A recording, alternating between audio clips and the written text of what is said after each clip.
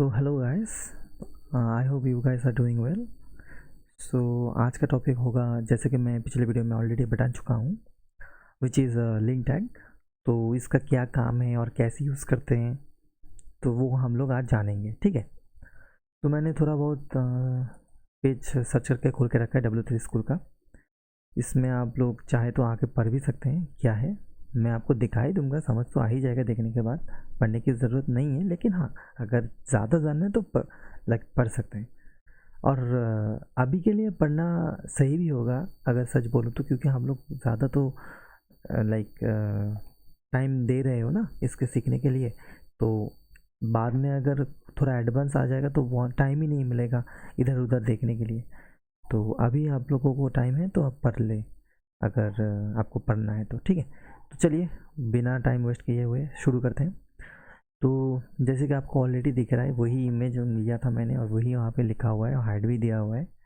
तो इसी के अंदर हम लोग अभी इमेज टैग को ऐड करेंगे। यहाँ पे जैसे कि एग्जांपल दिया हुआ है, हेड टैग के अंदर लिंक टैग आता है। तो टाइटल के नीचे एकदम जो जहाँ पे हेड टैग का जो क्लोजिंग टैग है ना, यहाँ पे ये ओपन टैग है और ये है हेडिंग हेड टैग का क्लोजिंग टैग। तो इसके ऊपर ही हम लोग वो लिंक टैग लिखेंगे। लिंक लिखेंगे तो VS कोड सजेशन दे देगा। ये आ गया लिंक टैग का सजेशन। यहाँ पे रिलेशन स्टाइल शीट लिखा हुआ आ रहा है और इच रे में हम लोगों का स्टाइल शीट मतलब CSS फाइल वो क्रिएट करेंगे और ऐड करेंगे। अभी के लिए वो क्रिएट ही नहीं है तो मुझे क्रिएट करने दीजिए। तो मैं एक काम करता हूँ, कहाँ पे क्रिएट करूँ, इसी के अंदर ही क्रिएट कर देता हूँ। ठीक है। New file STYLE style.css। नाम हम लोग कुछ भी दे सकते हैं, इससे कोई नहीं फ़र्क पड़ता।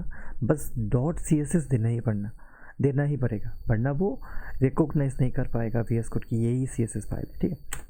तो मैंने बना दिया .css फाइल। अभी उसको इसके साथ लिंक करना पड़ेगा।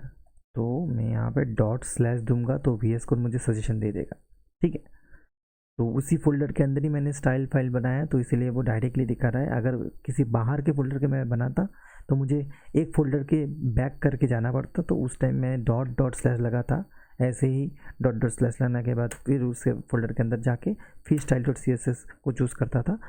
लेकिन दिस टाइम मैंने डायरेक्टली उसी फोल्डर के अंदर बना दिया, तो मैं डॉट लगा भी सकता हूँ, लेकिन उससे फ़र्क नहीं पड़ेगा। तो मैं डायरेक्ट ही कर देता हूँ /style.css। ये कनेक्ट हो गया स्टाइल मतलब CSS फाइल इस HTML फाइल के साथ। तो अभी इसको मैनिपुलेट कैसे करूँ? इसको मैनिपुलेट करने के लिए या तो हम लोग दे सकते हैं ID या तो दे सकते हैं क्लास। ठीक है।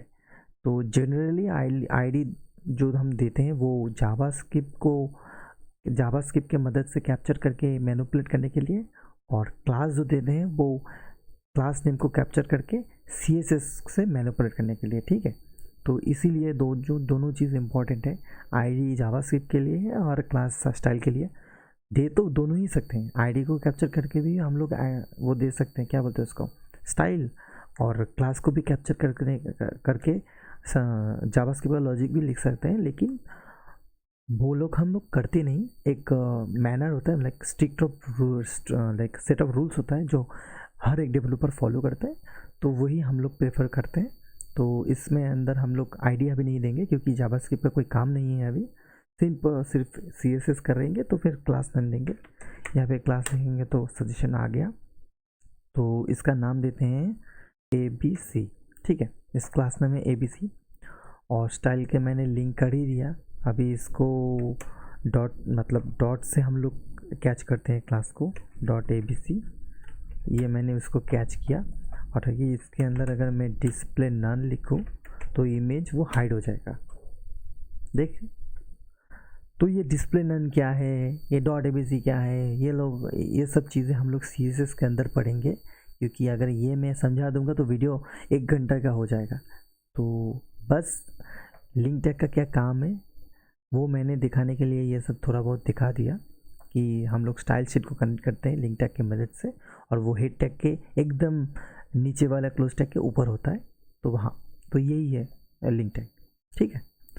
और बाकी जो चीज़ें मैंने अभी थोड़ा बहुत दिखाया वो CSS के जब मैं वीडियो लाऊंगा तो उसके अंदर हर एक चीज़ में एकदम डिटेल्स में बता दूंगा कौन सा चीज़ क्या काम करता है। ठीक है।